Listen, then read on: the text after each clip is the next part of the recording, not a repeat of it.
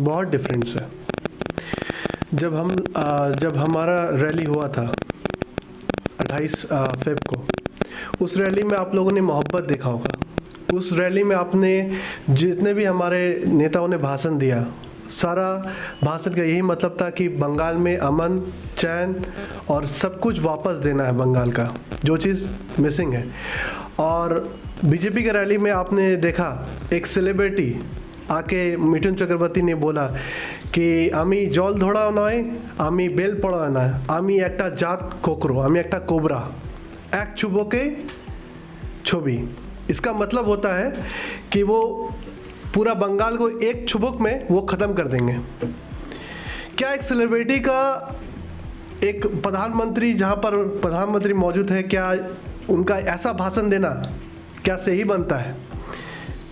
क्या प्रधानमंत्री को ये रोकना नहीं चाहिए था कि वो इस भाषा का प्रयोग कर रहे हैं, ये गलत कर रहे हैं? क्या मैसेज पहुंचा है कि बीजेपी क्या पॉलिटिक्स करना चाहती है? क्या वो सांप है तो उन्हें जंगल जाना चाहिए? वो क्या मतलब मैसेज क्या देना चाहते हैं? मुझे ये समझ में नहीं आया। मिठुन चक्रवर्ती आपने देखा होगा, पहले वो वामफ्रंट के साथ थे, फिर वो टीएमसी के साथ हुए, अभी वो बीजेपी के साथ है। तो ये कन्वीनियंट की दोस्ती है मिठुन चक्रवर्ती का। वो आके डायलॉग बोले, बट ये डायलॉग का मैसेज जो है बहुत ही नेगेटिव मैसेज था। ये मैसेज का मैं विरोध करता हूँ।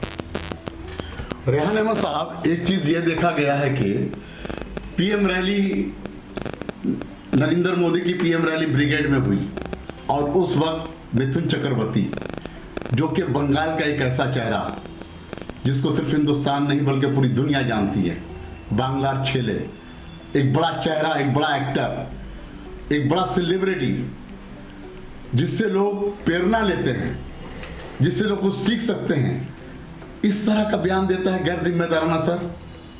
और प्रधानमंत्री के बीच में मौजूदगी में क्या लगता है सर कि इसके बैक सपोर्ट में बीजेपी के किस तरह का चेहरा नजर आ रहा है? बहुत ही क्लियर चेहरा नज़र आ रहा है बीजेपी का, क्योंकि बीजेपी का जो लीडर्स के, कोई भी लीडर का बात उठा के देखिए, उन लोग का पास स्टेट मैसेज है कि वो मार देंगे या ख़त्म कर देंगे, ऐसा मैसेज देते हैं। ऐसा मैसेज कौन देता है? हमारा कोई भी एक लीडर का आप उठाइए, वो अमन के बात करेंगे, सुकून की बात करेंगे, अच्छाई के बात करेंगे, डेवलपमेंट के बात करेंगे, वो लोग सच्चाई का रास्ता में चलने के बात करेंगे। मगर बीजेपी का एक भी लीडर आप दिखाइए कि अच्छा बात करता हो। एक चीज ये देखा गया रेहान अहमद साहब के बंगाल के सदर जो दिलीप घोष है, इस तरह के बहुत सारे बयान देते आया है, भड़काव वाले बयान देता आया है कि कहीं उसके असरात तो नहीं चले गए, उसका असर तो मिथुन चक्रवर्ती के ऊपर नहीं गालिब हो गया है, उसका असर नहीं पड़ गया है। मुझे लगता है, या कह लो जिस तरह से पूरे इंडिया में बीजेपी का रुझान है, जिस तरह से कंट्रोल नहीं है प्रवक्ता के ऊपर और किस तरह से बोलना चाहिए एक मंच पर। पीएम, सबसे बड़ी बात है पीएम जो कि देश का प्रधानमंत्री है, उसकी मौजूदगी में इस तरह की बातें होती तो क्या पैगाम जाता है सर पूरे देश को? ये बताएं आप, क्योंकि आप कांग्रेस के लीडर हैं और एज ए लीडर ने एज ए ह्यूमन बीइंग क्या बोलना चाहेंगे, ये भी बता दें आप। देखिए, प्रधानमंत्री वो किसी एक के प्रधानमंत्री नहीं है, पूरे हिंदुस्तान के प्रधानमंत्री है।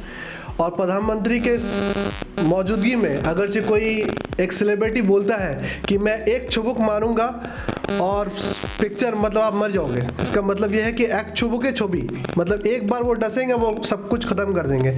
तो ये बंगाल को ख़त्म करने की बात हो रही है।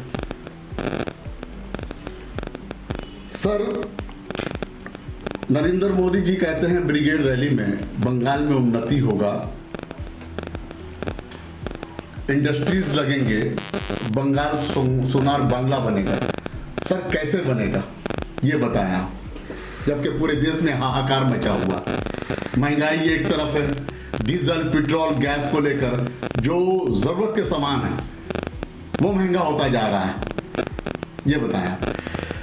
नरेंद्र मोदी जी ने जो बोला है, नरेंद्र मोदी जी का जो अभी लिबास देखिएगा रविंद्रनाथ टैगोर से बहुत मिलता जुलता है उन्होंने, क्योंकि बंगाल में इलेक्शन है तो नरेंद्र मोदी जी ने मतलब बंगाल के पब्लिक को झांसा देने के लिए वो झांसाराम बने हैं।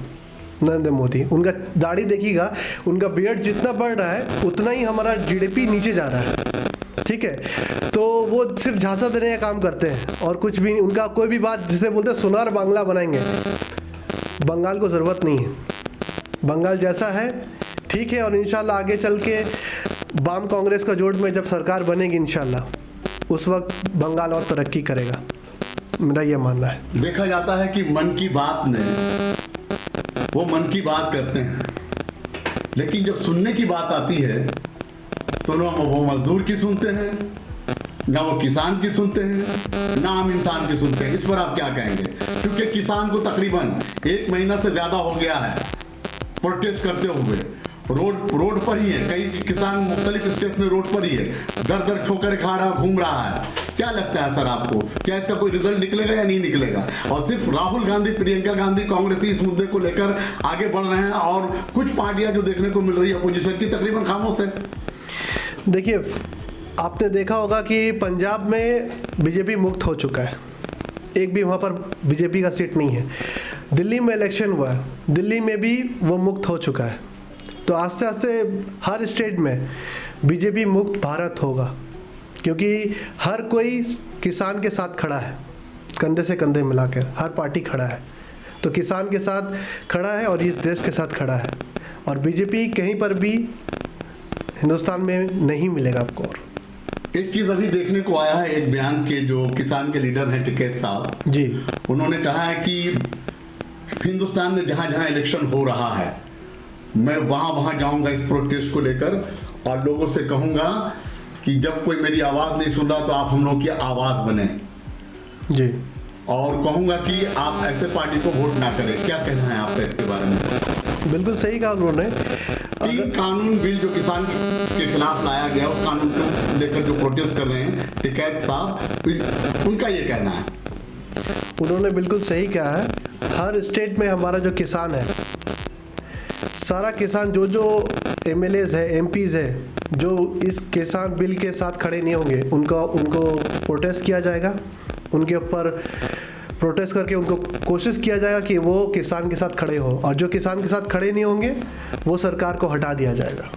एक चीज देखा गया है रेहान अहमद साहब की, टीएमसी जहां एक 25 से 28 सिटिंग एमएलए की टिकट कट करती है जी, दूसरी तरफ मालदा में एक सरला मुर्मू नाम की लेडी है जिनको टिकट दिया गया है टीएमसी की तरफ से, लेकिन वो जाकर बीजेपी ज्वाइन कर लेती है।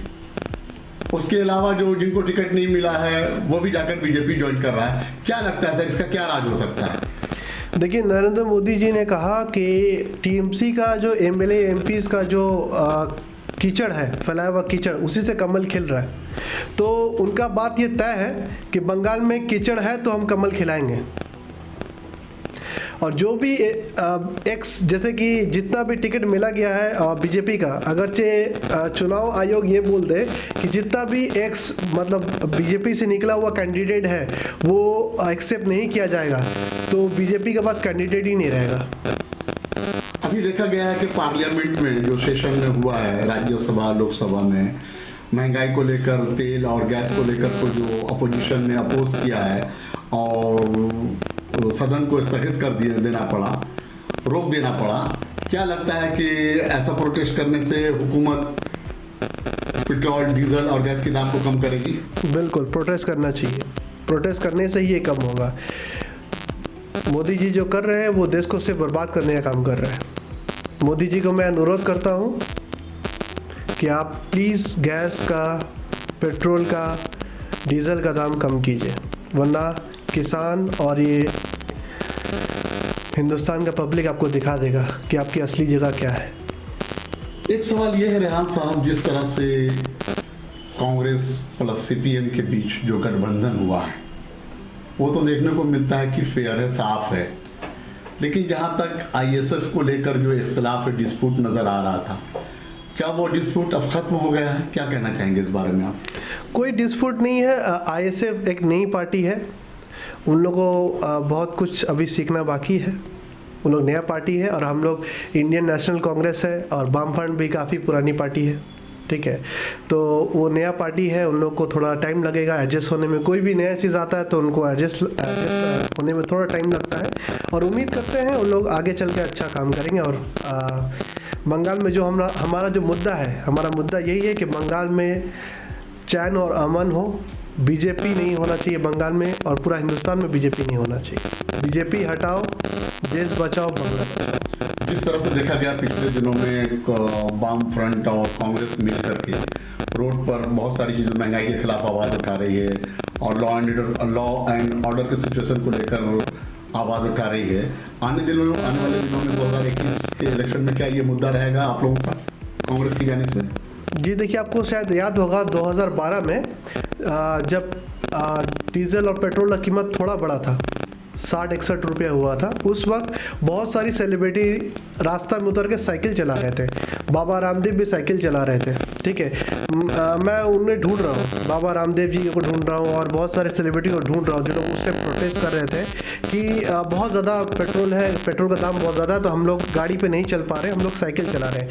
आज जब पेट्रोल ऑलमोस्ट शतक जा रहा है, आज वो लोग कहाँ हैं? स्मृति ईरानी जी कहाँ है? जब गैस का कीमत 410 रुपये थी, तब वो रास्ता पे सिलेंडर लेके बैठी हुई थी। आज जब वो 900 रुपया लगभग पहुंच गया है, तो आज वो कहाँ है? आज वो लोग मिसिंग है। उन लोगों को इंडियन हमारा जनता ढूंढ रहा है। जब मिल जाएगा तो प्लीज़ खबर कीजिएगा। सर, 2021 में आने वाले इलेक्शन में अब तो कुछ ही दिन रह गए हैं, तकरीबन 27 मार्च से, शायद 27 मार्च से इलेक्शन शायद शुरू हो जाएगा जी, शायद। तो आप ये बताएं कि कांग्रेस की किस तरह की तैयारी चल रही है बंगाल में? कांग्रेस वामफ्रंट और हाँ, क्योंकि कांग्रेस वामफ्रंट और आईएसएफ है, तो मेरा मतलब भी वही है कि ये तीनों जो एक जॉइंट फ्रंट बन के चल रहा है जी, या तीनों का जो गठबंधन है, किस तरह की तैयारी 2021 के इलेक्शन में दूसरे पार्टी को चुनौती देने के लिए? देखिए, बंगाल का पब्लिक के पास स्टेट मैसेज पहुंच चुका है कि टीएमसी और बीजेपी दोनों में रेस लगा हुआ है, कौन सबसे बड़ा चोर है। हर कोई रेस लगा रहा है, कौन सबसे बड़ा चोर है। तो उससे ये मैसेज क्लियर हो गया है। और कांग्रेस, वामफ्रंट और आईएसएफ, इन लोग तीनों ने मिलकर ये गठबंधन बनाया है, और इंशाल्लाह हम लोग पूरा कीचड़ बंगाल से साफ कर देंगे, और हम लोग पूरे तैयार हैं। रेहान साहब, अभी तक देखा गया है कि वामफ्रंट ने कुछ सीटों का ऐलान किया है। कब तक कांग्रेस वाले अपने कैंडिडेट्स का ऐलान कर सकते हैं?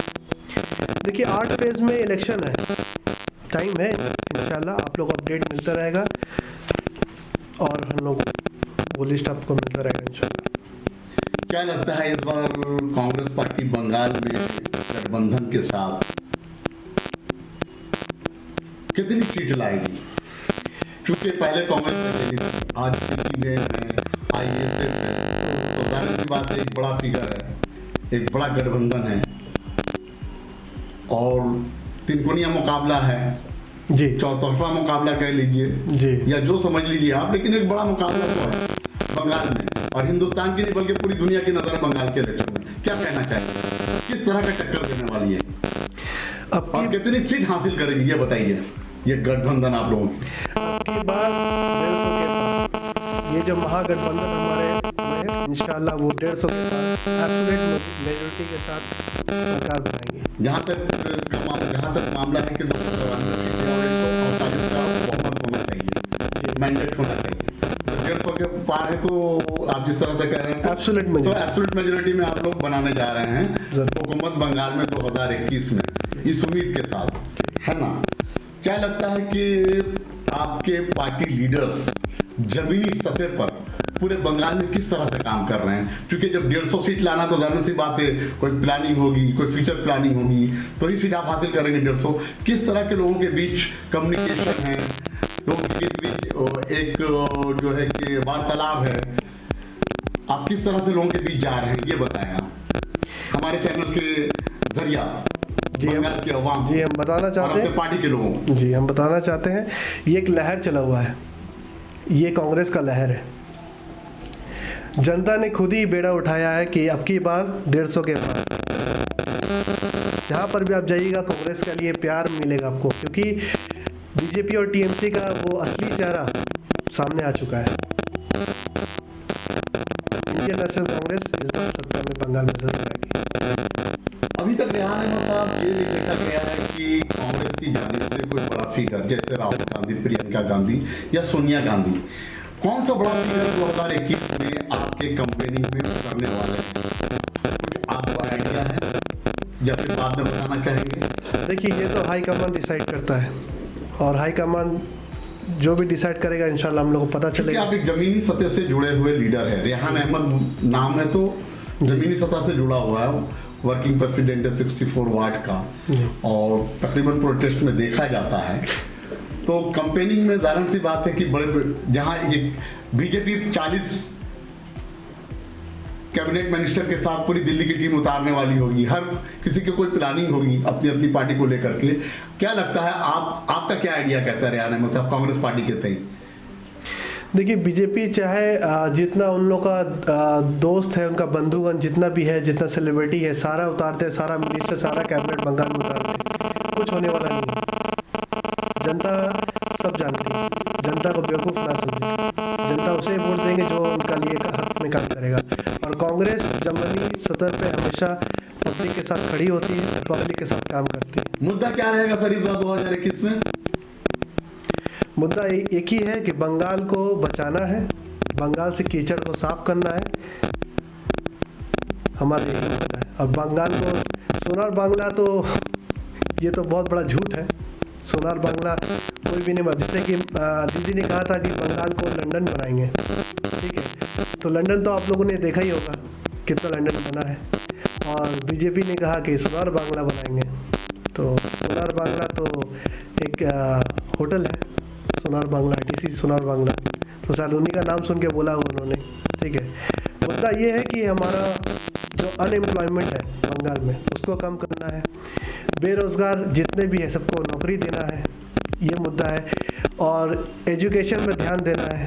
और जो हमारा बंगाल में सबसे बड़ा मसला है कि आप कोई भी हॉस्पिटल चले जाइए, हॉस्पिटल में जो आपका इलाज का जो प्रॉब्लम होता है, अच्छा स्वास्थ्य सबसे ज़्यादा ज़रूरी चीज़ होता है, उस पर ध्यान देना। बहुत बहुत शुक्रिया रेहान अहमद साहब। तो नाज़रीन, आप देख रहे हैं ये रेहान अहमद साहब जो वर्किंग प्रेसिडेंट है वार्ड नंबर 64 के इंडियन नेशनल कांग्रेस के, और इन्होंने कहा कि 2021 में कांग्रेस की सरकार बंगाल में बनेगी 150 सीट के साथ।